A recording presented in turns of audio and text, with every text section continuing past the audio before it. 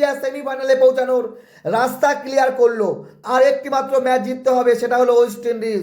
Dangerous একটা দল, তাদেরকে হারাতে হবে 1 মার্চ কলকাতার ইডেন গার্ডেনে। যারা জিতবে তারা সেমিফাইনাল নিশ্চিত করবে, হয় ভারত নাহলে ওয়েস্ট ইন্ডিজ।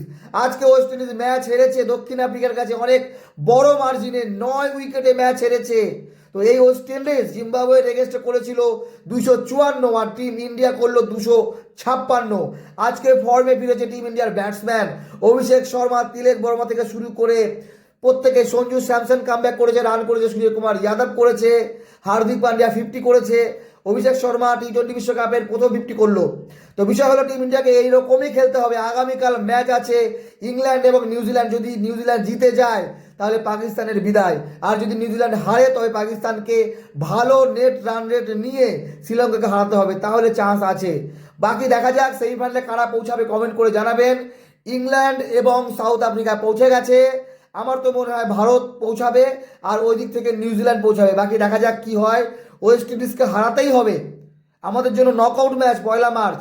যারা জিতবে তারা সেমিফাইনাল। তবে আজকে যে খেলা দিল ইন্ডিয়া, এই রকমই খেলতে হবে। হ্যাঁ, জিম্বাবুয়ে ভালো ব্যাটিং করেছে, 184 রান করেছে, ঠিক আছে।